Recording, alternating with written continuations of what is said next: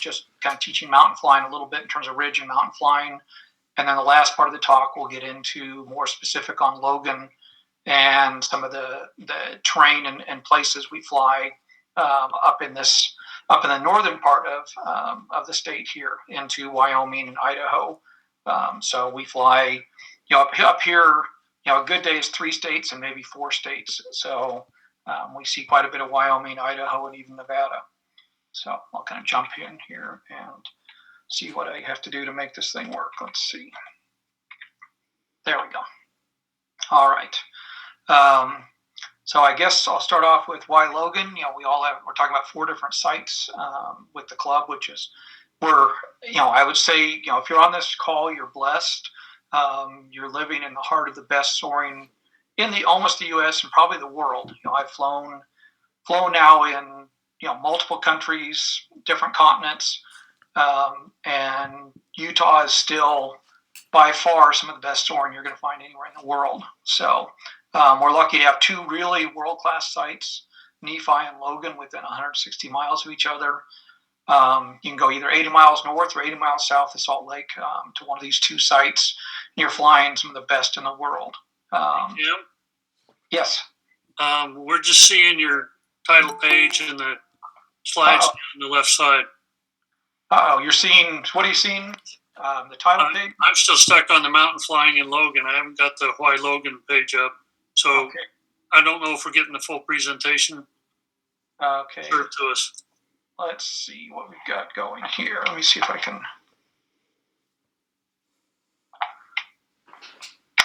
Let's see. There you go. All right, so now you're seeing my. Tim, are you on a dual screen? Looks like it's in editing mode.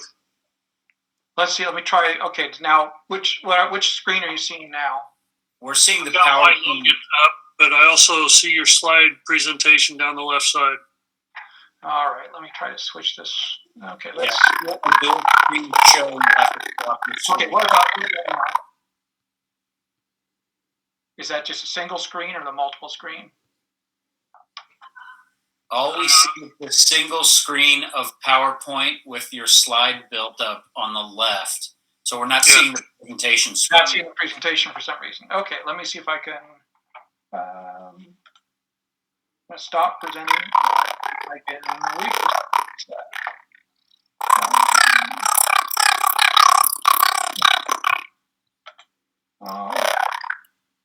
Let's see. And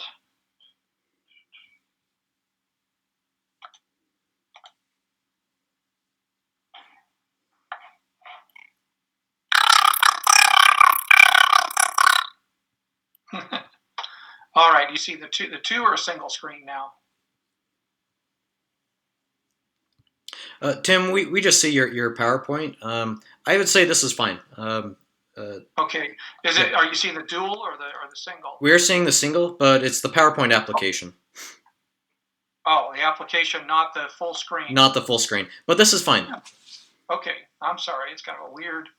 That's odd. Okay. All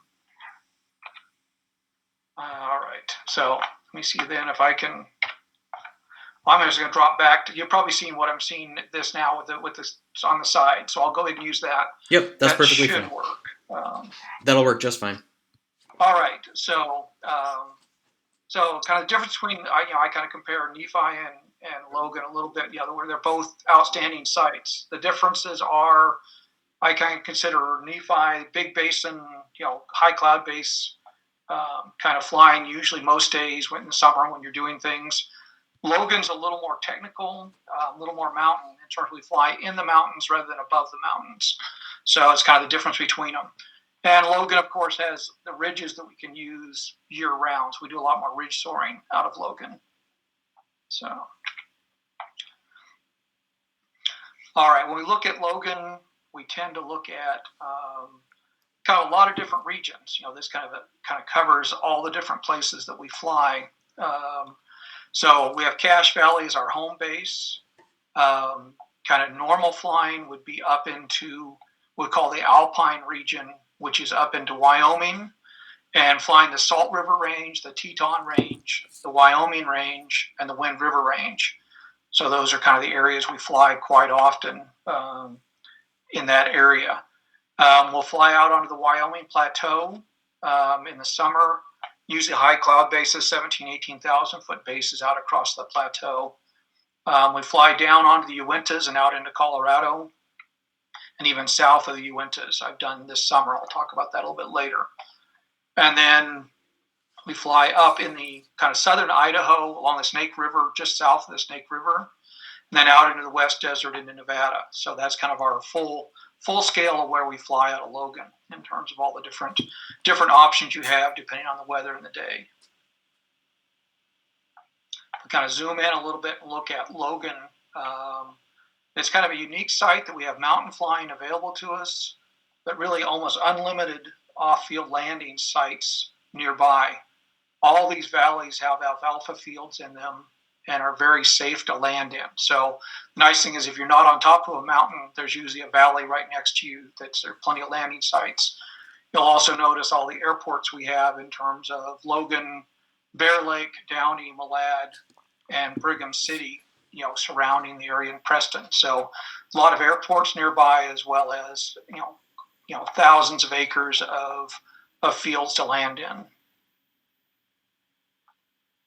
I guess the most famous thing for Logan, of course, is the Logan Ridge. It's about 50 kilometers in length, or exactly 35 miles. The nice thing is those of you who want to come do a badge, we can get you your silver badge in about 24 minutes. We start at Jardine, and in 24 minutes later, we'll be at Mink Creek. So you can get your silver badge in less than a half an hour. So Logan is right down at the bottom of the screen. The ridge officially starts at Jardine Mountain right here.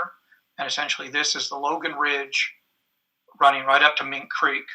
And like I said, we have those two turn points set exactly 50 kilometers apart so that you can do a 50-kilometer flight, or if you want to do a 100-kilometer out and return, you can do that on the ridge. So that's kind of the famous and unique part of Logan, is having this ridge right there. Basically after takeoff, within usually 15, 20 minutes, you're up flying the ridge. And any day we have a westerly wind of even about 7 to 10 knots or more, you can fly the ridge.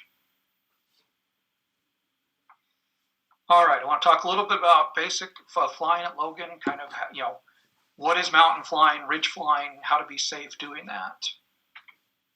All right, so first thing at Logan, and really almost any of the mountain sites, Morgan's similar, is climbing out is the hardest climb of the day. We always tell people that be patient on your first climb.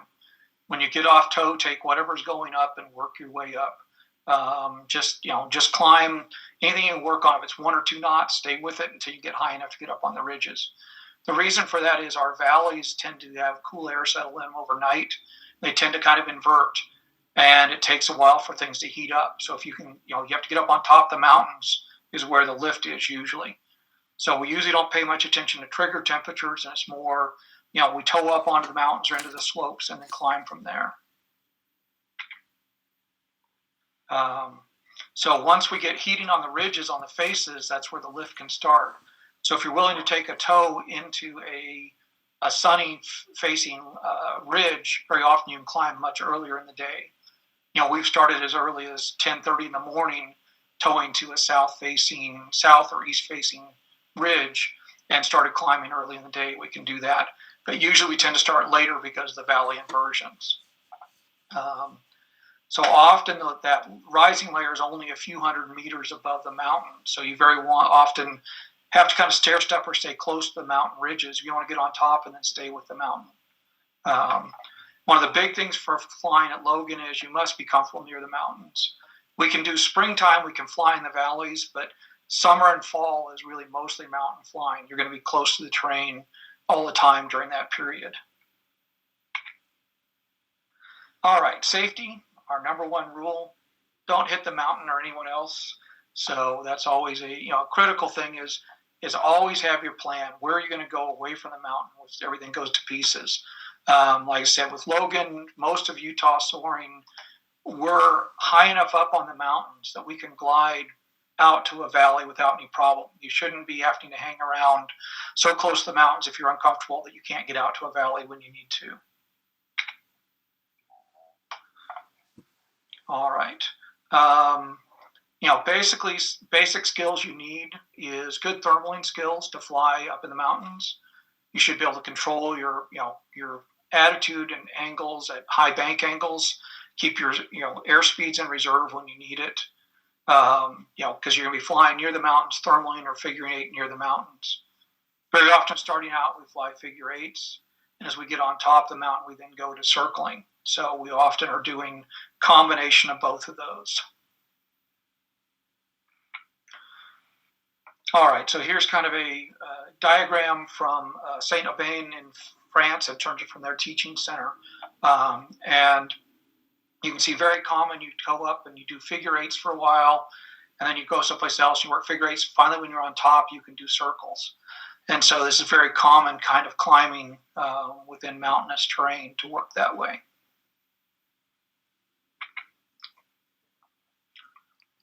All right, so circling versus figure eights. When do you choose what you're going to do? If you can circle, we circle. Usually it's more efficient. You can hopefully climb all the way around the circle. You're spending more time in the lift. But if you aren't comfortable, don't have the altitude above the ridges, then figure eights are what you do. You kind of work across a face, usually make a tight 180 turn at the end of it. What's working, turn back, come around, and work back and forth. And this allows you to stay close to the terrain, but you're not turning back into the terrain. So figure eights are kind of the safety thing to start with usually. Often we use the stair-stepping technique to get up into the mountains. So you start out low on the foothills. You may climb up 1,000 feet at a certain point. You're going to push back further into the mountain, climb another 1,000 feet, push back into the mountain, and climb another 1,000 feet. So it's often what we call a stair step. You aren't going to get that first thermal that's going to take you all the way on top of the mountain. Very often, at Logan, the airport is 4,500 feet. Our nearby highest peak, Mount Naomi, is 10,000. So you've got to gain 6,500 feet or 5,500 feet, somewhere in that area. And so usually we take a tow of 2,000 to 3,000 feet. Now we've got to gain about 3,000 feet to get up on top. So kind of looking from Logan Airport, this is kind of an exaggerated vertical view, but gives you an idea of what we see. So from the airport looking east at Logan, you see we have Mount Logan over on the far side, Logan Canyon, which goes up all the way and then around to Bear Lake. Green Canyon is a short canyon that comes in behind this ridge right here. We usually tow into this ridge area or up into Smithfield Canyon. So Smithfield Canyon is over on the left-hand side. And Mount Naomi is the high point on the ridge at 10,000 feet. Over on the far left, Mount Logan on the far right is also about 10,000 feet. So we tend to tow up to about 7,500 to 8,000 feet release into the mountain, somewhere kind of in the mid-height here, and have to work our way up from there. Okay, this one's more back to perspective, so you can see it as we tow into the mountains. This is about 3 miles east of Logan Airport. You're looking at Green Canyon, which we often tow into, Logan Canyon, and Mount Logan above that off on the right-hand side.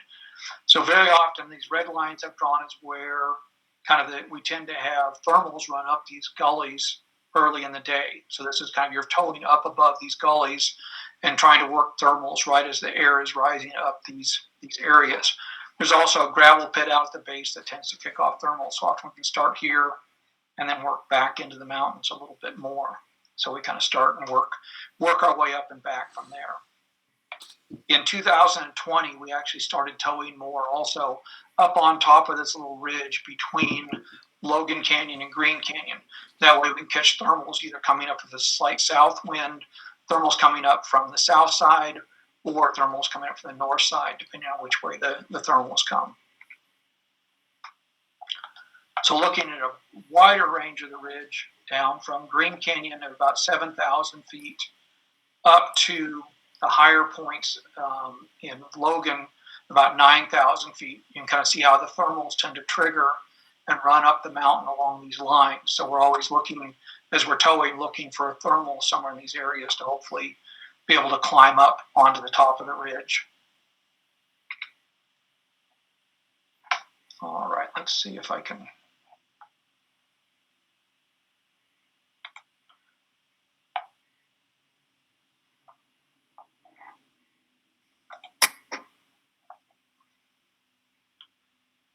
All right, so this is just kind of a one flight that shows kind of releasing kind of near the base of the mountains, then pushing back up into the ridges and looking for lift, and how you kind of take anything, you're not really climbing real strong, but just getting up high enough to be above the next ridge line.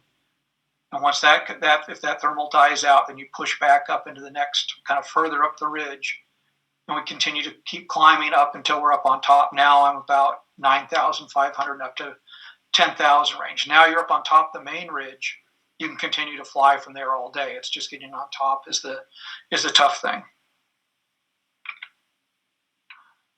One of the techniques I talked about, the stair step technique we often use, is what's called the center spine of Smithfield Canyon. So this is Smithfield Canyon right here, which is about 3 miles northeast of the Logan Airport. And so Green Canyon is about 3 miles south from here. And this center spine, which is lower than the two ridges on both sides, kind of steps up. It kind of goes up in a few hundred feet increments. And what we often do is catch a thermal low on that, work our way up, climb again, till we're up on top. So it's kind of a technique of being patient and not expecting to climb all the way up in one climb. But you get 1,000 feet, you push back a mile, go close to the ridge, climb back up another 1,000 feet, push back again.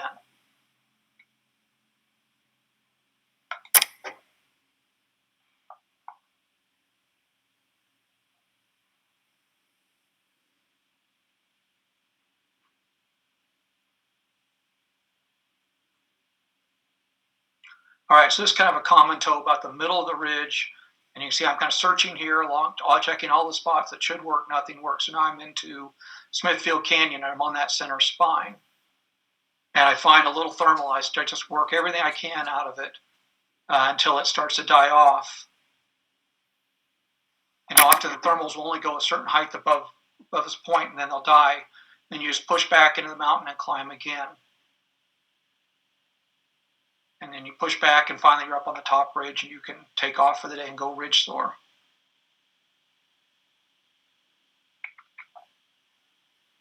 All right, so let's talk a little bit just about ridge soaring techniques and ridge soaring in Utah. So the classic model for ridge soaring, of course, looks something like this. This is out of one of these soaring handbooks. And of course, it's supposed to be a nice, smooth ridge with the lift running up at nice, smooth wind lines in terms of everything, and you just fly kind of in that lift on the front of the ridge. But it kind of works like that in Utah, but our ridges are much rougher and much steeper, so things tend to be much more gusty than the classic model. All right, so mountain ridge soaring is much more of a dynamic experience. Mountain ridges are seldom smooth. They usually have bowls and spurs and peaks. And so you have a lot of rapid change in the vertical movement of the air. So it's not a smooth, continuous flight.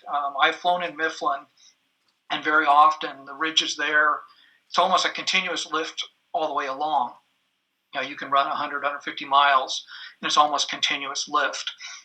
Where here, it tends to be much more gusty. You may get lift for 2 miles and then have a mile of either down air or something's not working.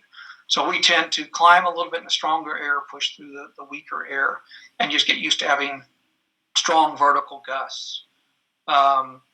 This summer I saw one vertical gust up in Wyoming that my netto was showing 25 knots when I went through it. So I think we gained about 1,000 feet in 30 seconds when we did a pull up, and watching the nettos about go off the end of the meters. So you can get some really, really strong vertical gusts. The problem is if you have a very strong up, you can also have very strong down. So always remember to give yourself an out on doing things. So as all rules in flying, energy is life, expected on the ridges. The closer you get to the mountain, the faster you need to fly. You always want to have plenty of extra energy that if something, all of a sudden you hit heavy sink, you've got enough energy to pull up or pull away. You always need to plan where you're going to go if things go to pieces. You need to actually be thinking, which is counterintuitive, and you need to train yourself to think, is be willing to push the stick all the way forward. Most people aren't comfortable with that concept. And very often it's roll away from the mountain and push the stick all the way forward and dive. You've got to have control of the airplane. So you're going to be driving down onto the terrain and away from the mountain. And you can't sit back and just pull back and expect the plane to be able to fly. You've got to be able to get enough airspeed to fly it. So, like I said, expect both real strong lift and strong sink up in the mountain ridges. All right. Like I said, gusts can be very strong along the ridges. Gliders can go from flying to falling. And if you've never had the experience, you need to start thinking about it and plan for it, and hopefully fly enough in the mountains so you get used to the concept. You hit enough sinking air, all of a sudden the glider will all of a sudden just go from flying to where you have no control at all. You're just kind of along for the ride. Like I said, at that point you have to push the stick full forward, try to regain enough airspeed to get controls to be able to fly again. Like I said, the closer we are to the mountains, the faster we fly. You want to be definitely way above stall speed. Anytime you're really down close to the mountains, minimum we use is 60 knots, and often 65, 70, maybe 75 knots right down near the terrain when we're flying. If the glider does stop flying, it's usually stick full forward, roll your wings parallel to the mountain, and dive away. So, like I said, you have strong vertical drafts. When you hit them going straight ahead, we often let the glider climb. Don't try to hold altitude, because now you're fighting against the G forces. You kind of hit the strong lift and just pull back and let the glider fly gently or climb gently. It's a lot easier on your wings. Let's see if I can. Let's see. Do a change here. 1 second.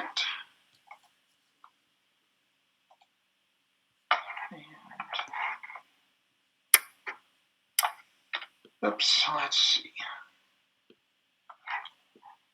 Sorry, kind of learning how to use this. There we go.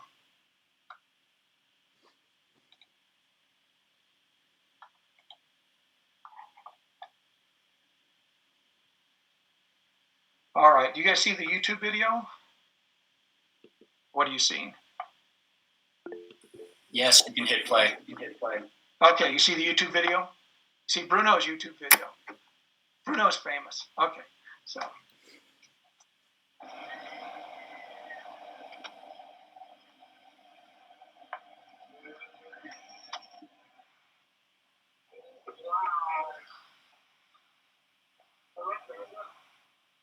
Aren't you letting me have a little water?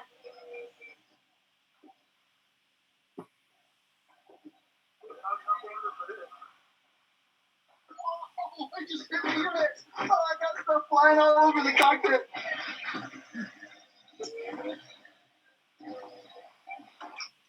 All right, so hopefully you can see the video there. One Bruno and I did many years ago. I got one more piece of it here, hopefully. So. All right, this is on the other side of Cache Valley. It's over by Gunsight Peak.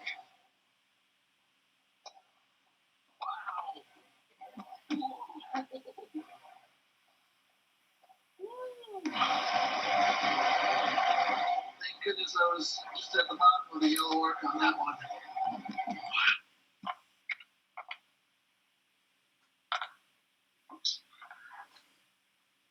All right, let's see here. Back to. All right, so that's kind of an example, and you can go see Bruno's video on that one, on the turbulence in the mountains. So that's a good video for that. All right, I should be back on my PowerPoints now, hopefully. Yes, you are. All right, thanks. Still trying to get used to make sure I've got everything working. Okay, there we go. All right, so when flying the ridges, where's the lift going to be? So lift is going to be along the windward sides, and best is within 30 degrees of the wind direction. So Always want to know where your wind direction is, what's happening during the day. A good flight computer is helpful in terms of keeping track of where the wind is, so you can figure out which face site you should be diving into, where to find the best lift. The other thing that works really well is the sunny side. So late in the day, especially at Logan, even when the wind is dying, because the west-facing ridges have been in the sun all day, we get what's called upslope wind. It's basically heating of that face. And so it basically causes air to run up the face, even though the wind may not be blowing much, but the hot air starts rising along the faces and kind of makes a sheet. And we can come home at 8:30, 9 o'clock at night, and there'll still be 2 or 3 knots of lift all the way along those west-facing ridge faces that have heated all day. So you always want to, work on it, look for sunny side ridge faces later in the day when you want to get things. Strongest lift is at the top of collecting bowls, where it kind of brings all the air up and amplifies it into one spot. So it's kind of a view looking along the ridge, and use about right where I like to sit. We like to sit. I like to imagine imagine you're going north, and so your left wing is out away from the ridge. I like to imagine my right wing is right over the ridge top.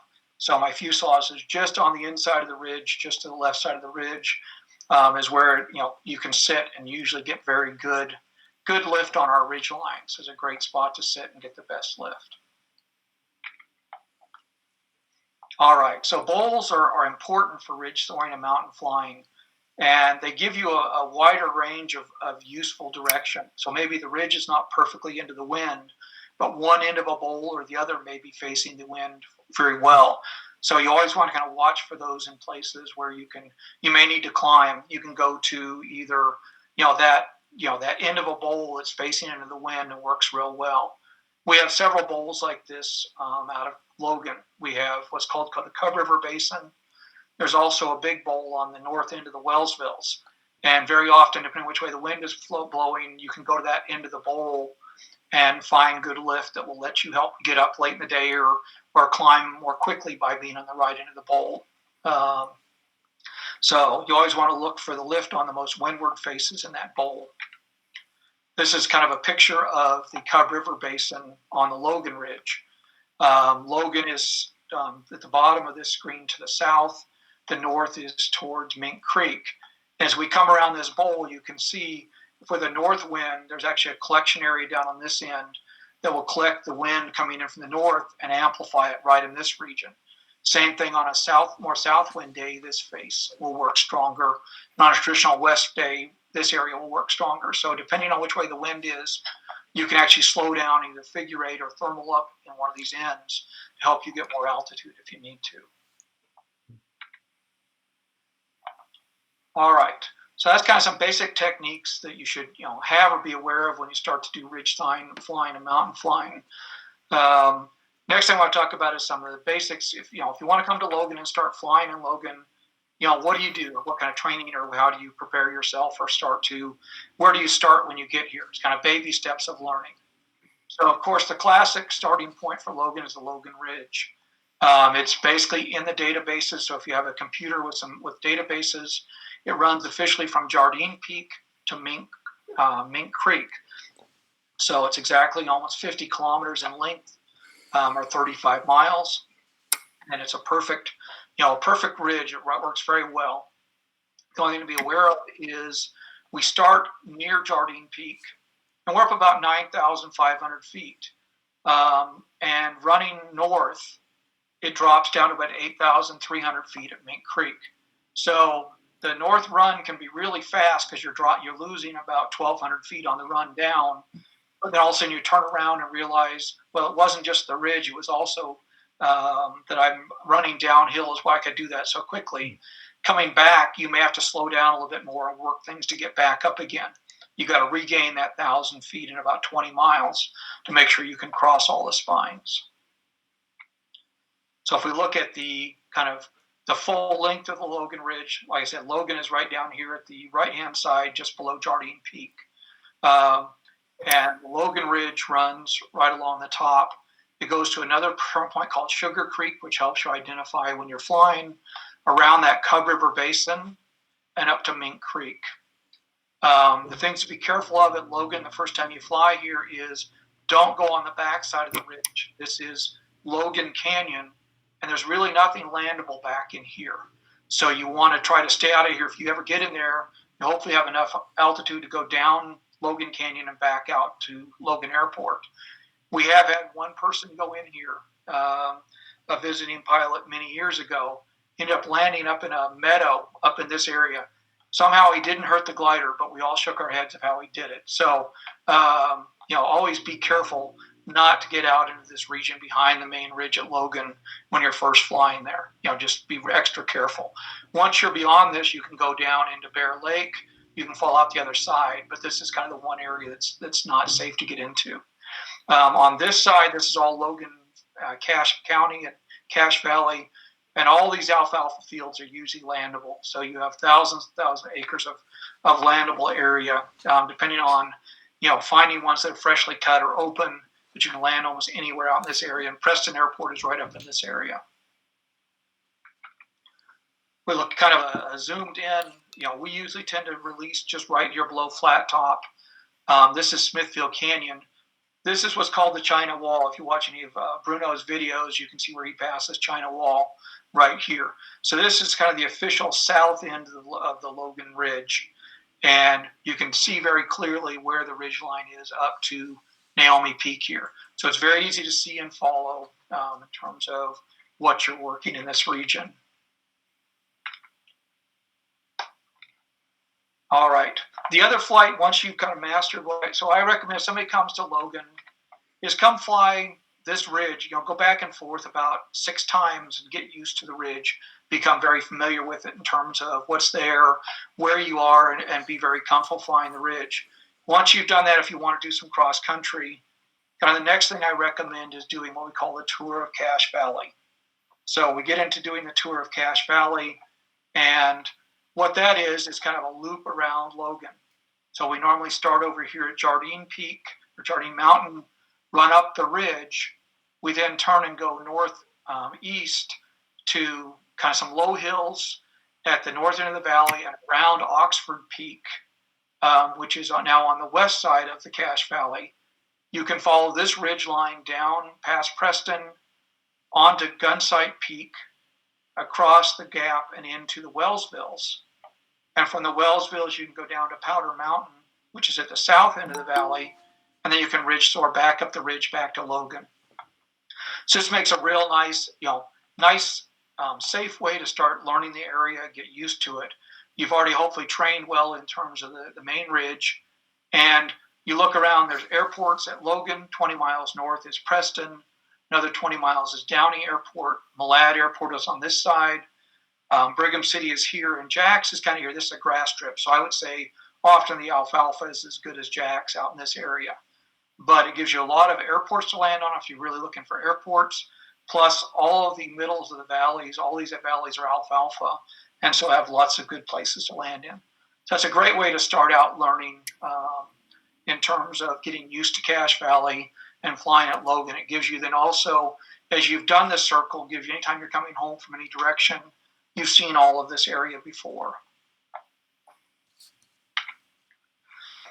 All right, I want to talk a little bit about kind of common ridge routes out of Logan. So, this is what makes Logan a unique spot really in the U.S.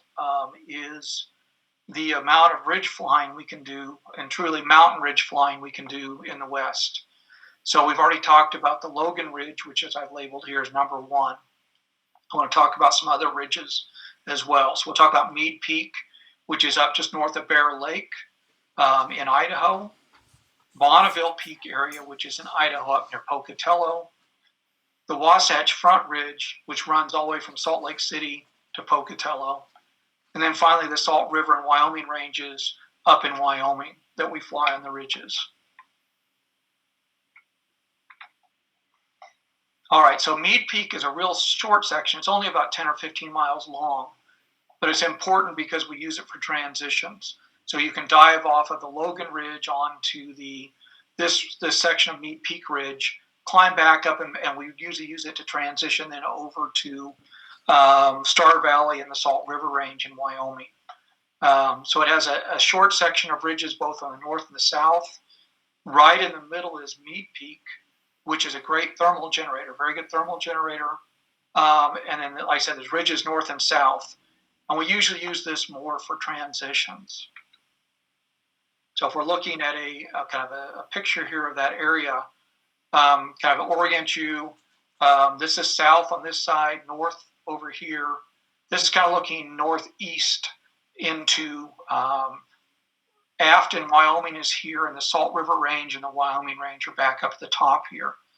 So often we have Mead Peak. You can see how it's almost a nice kind of triangular shape. It's a great thermal generator.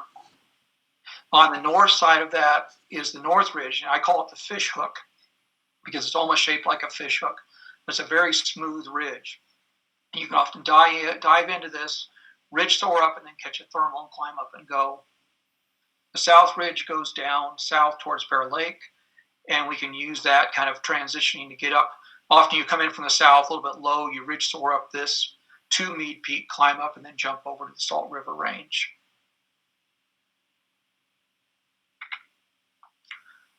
All right, next section I want to talk about is Bonneville Peak, which is up by Pocatello. So it's about a 20-mile section of ridge. It allows fast runs up from Lava Hot Springs up to Putnam Mountain near Pocatello. It also has Bonneville Peak, which is right above Pebble Creek Ski Resort, is a very good thermal generator. So often you can ridge soar up this ridge and then take a thermal right off the top and climb up to, say, 15 to 18,000 feet right off of this ridge. So if we look at this ridge, we're looking from kind of south on the right-hand side to north on the left-hand side. This middle section is the Bonneville Ridge, drops down a little bit and goes up onto Putnam Mountain. Bonneville Peak is right here in the middle. Pebble Creek Ski Resort is right down in here. So you can see the ski resort very easily when you're flying it. And it works very well on west wind days. You can ridge soar all of this, or if you're trying to climb, like I said, we often ridge soar up this to go right to Bonneville Peak, take a thermal off the top and climb up.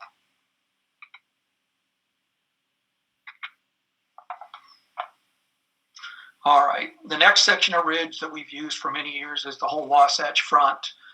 This is accessible from both Logan and Morgan. And so it's a great, if you haven't done it, I highly recommend.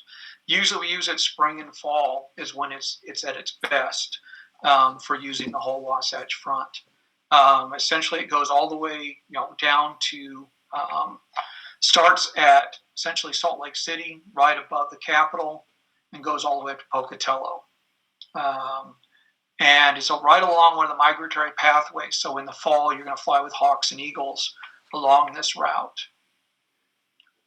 Kind of zoomed in a little bit more, you can see here is Salt Lake City at the bottom. We usually turn right above the Capitol is where we turn around on the south end. You ridge soar all the way up. Morgan is right up in here. You can see Morgan. So we come right across this area. Works very well. It's much easier. When we first started doing this, the Class B actually came down onto the top of the mountain, but they've actually raised the Class B up now where you can go underneath and stay underneath.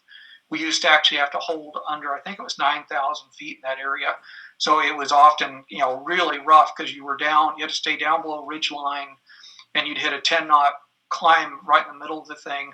You're trying not to be bounced up into the Class B. So it's nice now that it's below the Class B, and we can fly the whole range now.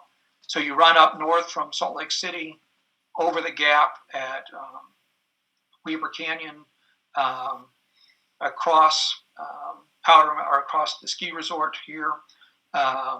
You jump into North Ogden around Ben Lomond, and then from there we jump up onto the Wellsvilles. From the Wellsvilles, you transition into Gunsight, and usually the standard transition is back towards Oxford Peaks. You do kind of an east jog back onto Oxford Peak. You climb up there, usually turn into the wind, penetrate around Elkhorn Peak, and then you can run up all the way to Pocatello. So this is almost 150 miles in one leg. So you can do, you can do 1,000 kilometers almost in just 2 laps of this. So I'm still looking forward to doing that again. Need to get some other people out with me and we'll go run this and have some fun doing more of this run. So it's a great ridge run. And like I said, it works really well in the fall when you like to have just a little bit of thermal activity, but you can do it all 100% in ridge. And you can tow out of either Morgan or Logan directly onto either the Wellsvilles or out on the front of the ski resort at Morgan and climb right up there and get into the ridge lift. All right, finally, the last one I talk about is Salt River Range, which is up in Wyoming. It's one of my favorites. It's probably my favorite place to go ridge soar is up here on this Route 5. So I've included Salt River Range, and finally the Wyoming Range that we got to use this last year thanks to Bruno. So we got to fly it the first time. I'll talk a little bit more about that, but we now have access into the Wyoming Range as well. So the ridge run starts at what's called Wagner Mountain in our turn point database and runs all the way 62 miles north up to Thompson Peak. And you can actually go another 20 miles north of that if you really want to try to push it. But that's 62 miles straight or 100 kilometers. You can go up there and run laps all day at about 90 to 100 knots up and down those ridges. Still one of, I think, the most majestic soaring routes in the world. Anytime if you have a chance to fly it, there's no words to describe how pretty it is. And even though I've seen a lot of videos, it doesn't sink in until you really get up there how majestic it is to fly it. It's a very technical route, so I recommend, one, you have good skills by the time you try it. Two, if you can, do a lead follow or fly in a two-place. You can get into the wrong places or take wrong turns because you're down on the terrain. So it's good to learn with somebody else if you can on these routes. So this is kind of a diagram of what we fly. Wagner Mountain is on the south end. This is kind of just south of Afton into the Wagner Mountain. Stewart Peak is up by Alpine, right up here. And the ridgeline runs back in along the mountains. Like I said, you actually, in this section, you're almost behind these. There is always an out. You can kind of come down through these canyons, but it's optically a little intimidating the first time you fly it because you're right up here and you really don't see the valley very well. You can reach it. You can always reach the valleys by going out, but it's optically kind of a little scary. And I talked about the Wyoming Range. That's back on this ridge behind it. Up until this last year, we always said that was off limits. You couldn't fly the Wyoming Range. Well, they built a new airport right down in this area right here called Renegade, Wyoming. And Bruno had picked it up last year and sent me coordinates on it. We started looking at it.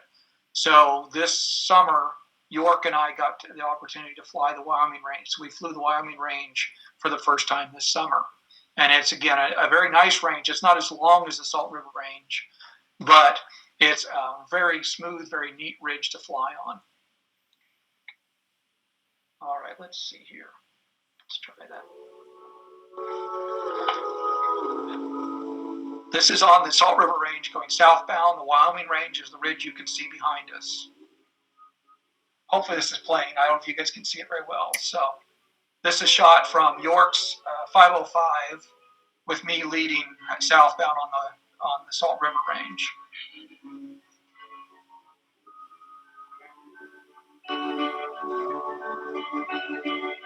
I'm not the only traveler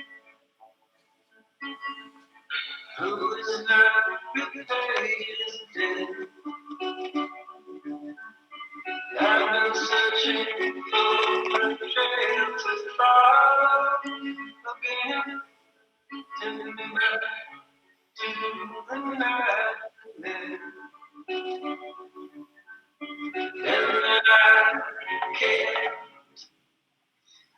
All right, so that's the Salt River Range. Like I said, it's one of my favorite places in the world to fly.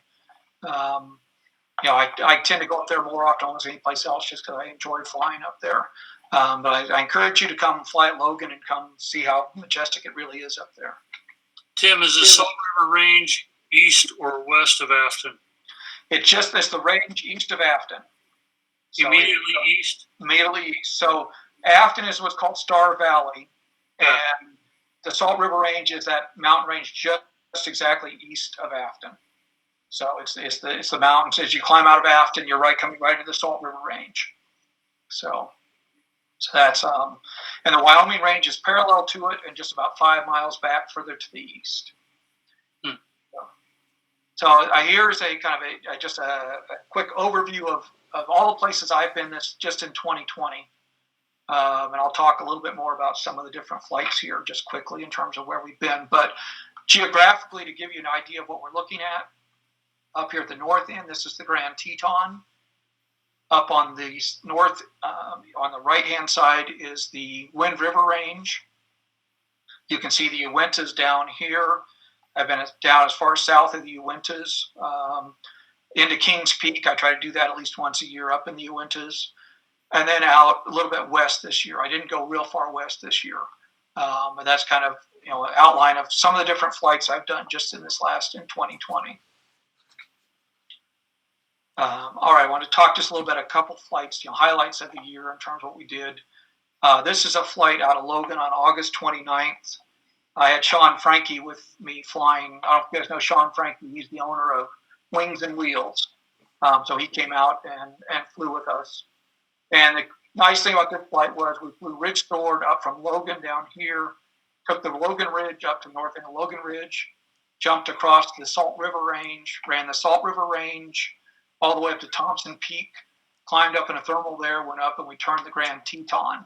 So we did a day of multiple ridge runs as well as up into the Grand Teton and back. We did about 657 kilometers that day. So it was a nice fun out day without, seeing a lot of country that day. July 30th, kind of a unique flight for me. I don't go south that often, so it was kind of fun to run out of Logan, and I went south across the Uintas and all the way down to south of Tabiona. So now I'm overlapping heavily into the Heber and Nephi area in that flight. So we all overlap. All four sites tend to overlap in how we get there. I've been as far out as Colorado on the Uintas, taking the Uintas out into Colorado in the past. But this was kind of a fun flight where I got, double crossing of the Uintas. And if you haven't crossed the Uintas, it's kind of an intimidating thing. You get up there and it's about 14,000 feet in the middle. 18,000 feet doesn't feel that high when you're crossing the center of the Uintas sometimes. Again, that was about a 532 kilometer flight that day. Hey, Tim. Yes. Can you tell me about, or tell us about, the weather conditions that maybe prompted you to go one way or another? Like, what were the wind directions and what was the weather like on these days that you're talking about? All right. So on days like this, I'm looking for high cloud base, especially going to the Uintas. I want to see 17 to 18,000 foot cloud base with big solid Q fields. So, those are the days I can go south. Winds traditionally summer are going to be light southwest flow almost every day, mostly is what we see. So you're going to see something like that. But allow me to go south. I want to have something where I'm getting forecasts for high cloud bases down in that area that gives me enough maneuvering height to get across the Uintas. Like the day we went north, I usually have more of a west wind days. I plan more ridge flights. So if we look at this flight where we went up to the Grand Teton, I probably had more of a west wind day so that I knew that the Logan Ridge was going to work and that we would have a flow kind of coming into the Salt River Range. We were at the Grand Teton, I think, in less than an hour and a half from leaving Logan. So we were averaging 75, 80 miles an hour on that trip. So pretty good run running north. And you're averaging 90 to 100 miles an hour on the ridge sections. So that would be more a west wind day with some clouds. I think we had clouds based maybe 15,000 feet this day up in the Teton area. All right, another flight, August 2nd. This was the day we did the first run on the Wyoming range. York and I flew out of Logan. I actually had to relight, so we were late getting off that day. So this was with a late start. We climbed out of Logan, and we actually were able to get thermals almost right away. We flew pretty quickly up into, this is Afton right here. we decided to drop down the Wyoming range. So we ridge soared this section in the Wyoming range right here. At the north end of this is what's called Dead Man's Mountain. Nice confidence building mountain to fly off of. There's actually a fire lookout or a hut on top of this one. We climbed a thermal off of the rocks right there, back up to about 17,000 feet. We dove over into the Wind River Range, flew down the Wind River Range mostly at 17,000, 18,000 feet. And then we came back across the Wyoming Plateau into the wind. So this was a hard slog all the way into the wind, all the way back to about Echo Junction, then back over Morgan, Huntsville, and back into Logan. That was about 700 kilometers that day. York was flying the 29, I think, that day, and I was flying my Ventus 2. And I want to talk just a couple other memorable flights I've had over the years. I think 3 other flights I've had over the last nearly 20 years of flying at Logan. So back in June 26th of 2016, Lou McDonald and I took off out of Logan. And this day was interesting. It was actually overdeveloping at Logan. We had thunderstorms almost on top of Logan. You notice we didn't even go to the ridge. We towed out to the west of Logan, straight into Big Q that were almost overdeveloping right over Logan. Climbed quickly and then headed out to the west. And we flew out west all the way. This is Jackpot, Nevada, right here. So that's almost 150 miles out from Logan to the west. We then dropped down kind of across Nevada. And then I went back north across the Raft River Range, which is right here, to get a good climb and make it back to Logan. Lou chose to go straight across. He's an Air Force pilot, ex-Air Force pilot, so he wanted to talk to his buddies at Clover. So he went across the ranges, tried to cross the Salt Lake. Of course, that's dead. He ended up landing at Promontory. So he ended up landing right at Promontory. So when I got back, I had to drive and go pick him up. So I chose the long north route, got me back into the clouds and let me get home. He kind of took the dead area across that one. So we talked about ridge soaring, the Wasatch Front. So back in 2017 in October in the fall, 707 kilometers from Logan, went to Salt Lake City, all the way back up to Pocatello, back down to about Morgan. I dropped back into the wave, actually flew wave on the backside of the ridge here, back to Salt Lake City for a second time, and then back to Logan. About 700 kilometers on that day. But the first round trip was all in ridge lift. This is all running the ridges, never getting more than about 1,000 feet above the ridge line on that north-south run. And finally, kind of last flight I want to talk about was July 26, 2013. We had a really good forecast. So Dan Roble and I launched out of Logan. We ridge soared up the Logan Ridge, jumped across into the clouds at Meade Peak, and made a run for the Grand Teton. The Grand Teton's right here. I actually went past the Grand Teton, got a good climb, jumped across north of Jackson, ran all the way down the Wind River Range to South Pass, down near South Pass, and then back across the Wyoming Plateau, almost back to Pocatello, and then back to Logan. And I was looking at my OLC, optimized flight thing on my computer. I was short of 1,000. So I took a loop on the Logan Ridge just to make sure I'd get 1,000 kilometers. So officially that day was 1,005 kilometers. And that's my longest flight out of Logan. So, all right. So, why do I like Logan, and why are you guys fortunate to live where we do, where we have such great access to wonderful sites? Logan is unique in the U.S. of hundreds of miles of mountain ridge flying. There's just no place like it, and it really gives a nice mix to the day. You can be up at 18,000 feet in a thermal, turn around and drop back to 10 or 11,000 feet and run 60 miles of ridge and pop back up again. Logan is great for beginners. It's a great place to learn to ridge fly. The Logan Ridge is, to me, very safe. Treat it carefully, but there's abundant landing sites nearby. You can always turn out to the west and go anywhere in the valley and land. So it gives a great place for people to learn, but also, as you can see from the flights we've done, experts, you can take it to whatever limit you want. 1,000 kilometers are definitely doable out of Logan. And the flying is just amazing, in terms of, you don't get much better scenery. I love flying high all day at 17,000, 18,000 feet, but if I haven't flown down low on a ridge at 100 miles an hour or better in a while, I love to get back down and run the ridge lines. So the other nice thing is Logan just has it all. We get thermals from spring through fall. Ridge works almost year round, and wave works almost quite often year round, but especially, our fall through spring, the wave works very well. We can wave fly from Logan. I think, we'd probably go down to Spanish Fork, and as far north as Pocatello in the wave out of Logan. All right, so that's kind of what I wanted to talk about. I'm glad to answer any questions.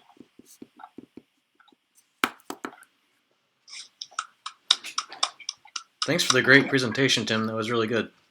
And thanks for that tidbit on how useful bowls are, in the sense that they're pretty robust. There's always going to be somewhere working on them, even if the wind direction isn't quite ideal. I didn't really think about that. That's a great piece of information. Thanks, Tim. Oh, you're welcome. Can you talk a little bit about the seasons through the year? Like when is a good time, or winter, especially for intermediate, like when is a good time of the year to fly in that area? Sure. Logan, I would say, starts usually safely. You can figure April 1st is when the thermal season starts. So ridge or the wave season, usually we don't usually fly much in January, February, even though we should be this year because it's been great. Usually it's too cold, but thermal season starts about April 1st normally, maybe last, middle of March through April 1st. And when it's thermal season in the spring, you actually fly the valleys rather than the mountains. So it's an unusual time of year. So we fly the valleys through from, say, mid-March through almost June 1st.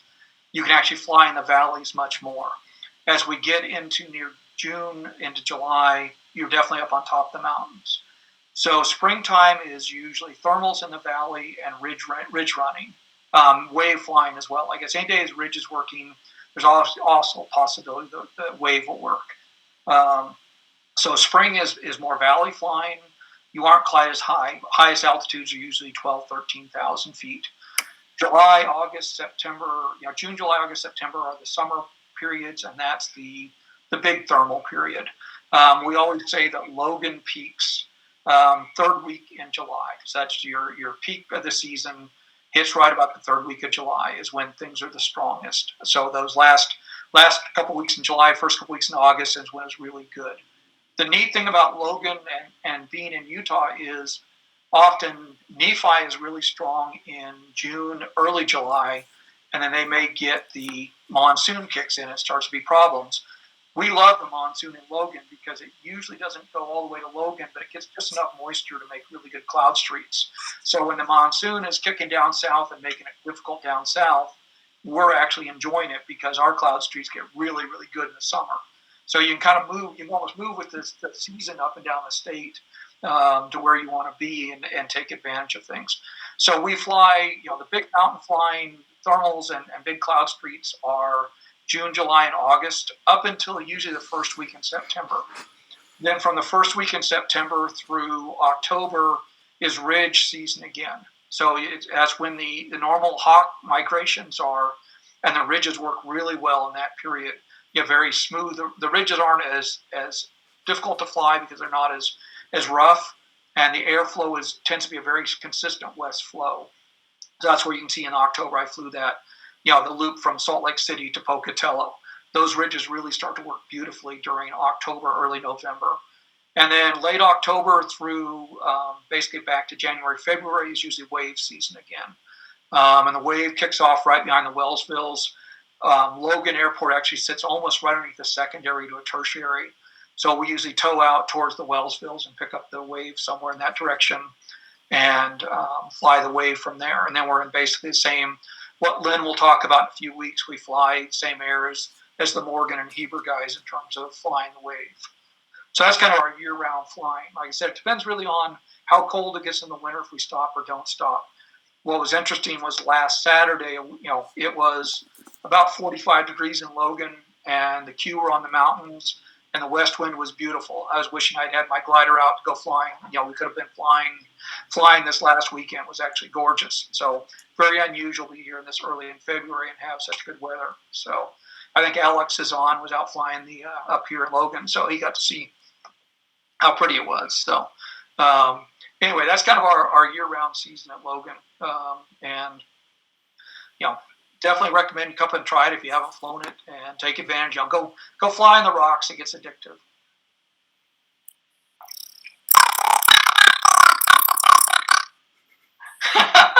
Bruno can't hear you. Sorry. Bruno, go ahead and voice obfuscator on. Bruno, go ahead and if you have a question, do it in chat. Do you see that, Tim? I can't see the chat. Bruno's asking, what's the tow situation out in Logan? How do you get a tow? Great question, Bruno. Usually available year-round, almost every day. Kim is our tow pilot, and we usually just recommend we have contact information for him is getting a hold of him and setting up a tow. So we have the contact on Kim, and he's usually the one doing that. So that for you who don't know, it's Kim Hall, and I believe we have his contact information on the club website. Thanks, Bruno. Great question.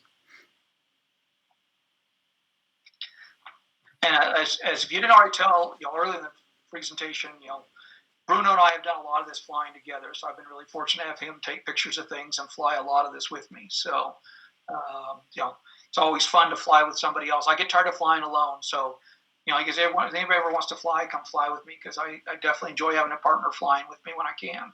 So, and Bruno and I push each other all the time. So if you haven't watched several of his videos, look up the Salt River Range or look up the Logan Ridge.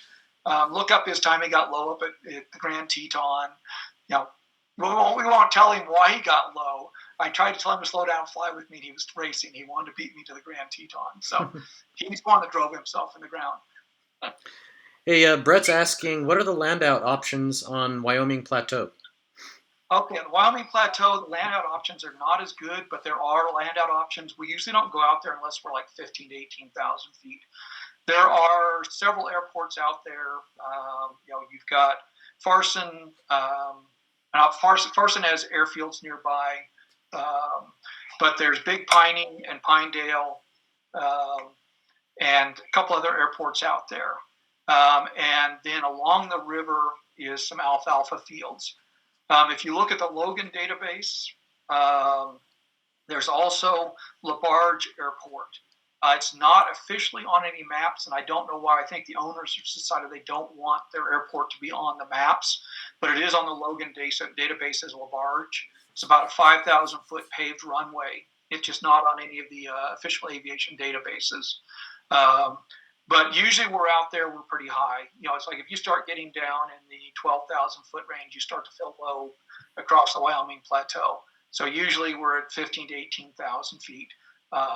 And like I said, there's quite a few alfalfa fields along the rivers and near Farson, and then the airports are spread well enough that we can usually get to the airports up along that range. There is one airport north. It used to be called Antelope Run, but I think they've changed the name on it now.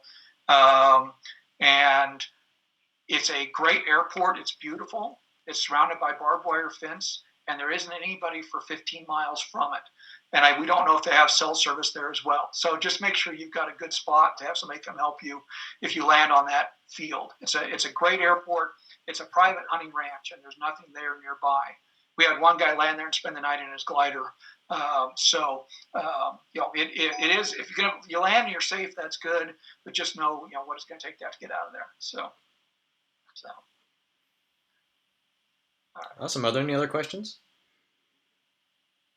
When was the last time the Logan Turn Point database was updated? How fresh is the Turn Point database? I think it's about 5 or 6 years old now. So I don't think we've updated it recently. We haven't made any changes to it. And the one airport that we do need to add is the one that Bruno identified last year, up in the Wyoming, below the Wyoming, between the Wyoming Range and Salt River Range. We need to add that airport. It's not officially on a database yet either. I have overflown it and checked it. It is there. We have pictures of it, but it's not in any of the databases yet.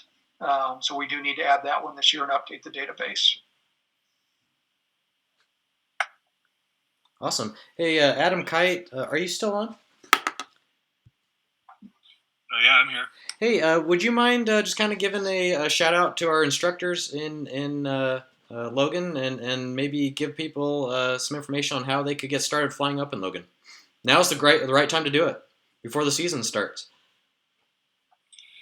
Sure. You guys might have noticed some club emails, or even saw some famous people in Soaring magazine 2 months ago that Robert Kidd, Brett Johnson, and Rex Schull added their glider instructor ratings over the summer. So we had a fairly productive run, and I encourage you to contact any of them and go flying. Let's see, Robert and I flew 6 currency flights on New Year's Eve just for fun. It was nice and sunny, and we had to wait around for the inversion to lift, and got the glider out just in time to get 6 flights in. We couldn't let the glider stop moving really when we switched or re-hooked up for tow, otherwise the wings would frost. So we were very expeditious. It's probably the fastest 6 flights we've done in a while. We had a good time. So the glider's assembled in the annual and hangared up there. So we have a couple students going up there with Rex, but we've been getting a lot of inversion just with the higher temperatures. We kind of tend to get a lot of fog in the morning, and sometimes it sticks around a long time. So I would say we haven't flown as much this winter as usual. Yeah. So, folks, if you're interested in getting a site checkout, reach out to Adam Kite, Rex Scholl, Robert Kidd, or Brett Johnson. And there is a glider there, and it's ready to go. So, if you come up and need extra hand getting the glider out and ready to go, let me know. I'll come out and help. Just about any time, if you can give me some advance notice. Yep, and let me know as well. I'm only about 5 miles from the airport, so glad to come down and help. So, and awesome. Same with me. I live right close to the airport, so call me if you need to. Thank you very much. Bruno just asked us to point out that the Soaring term point database for Logan has been posted on the chat, and it's updated as of July 29th. I'm sorry, July 18th, 2019. Thanks, Bruno. Appreciate that. that's right. We updated it for the mountain soaring back in 2019, didn't we? Yep, that's right. Awesome. I said we still need to add the new airport in there, but other than that, everything else is there. So. Okay. Are there any other questions, folks? Feel free to reach out to Tim. Tim is a delightful guy. I call him semi-regularly. I find him to be more personable than the soaring forums, so I call him fairly frequently with questions. Before we hang up, folks, I want to remind you again that the next soaring seminar is going to be next week. That's February 10th on Wednesday, 7:30 p.m. Paul Schneider is going to be presenting a very similar presentation as Tim, but focused on Heber. So we're super excited about that. Again, thank you very much, Tim. You are a wonderful resource to us, and I'm so happy that we got this recorded, and it'll be posted on our website for future people to experience. So thank you very much for your time, Tim. Thank you. You're welcome. Glad to do it. All right, folks, with that, we'll go ahead and sign off.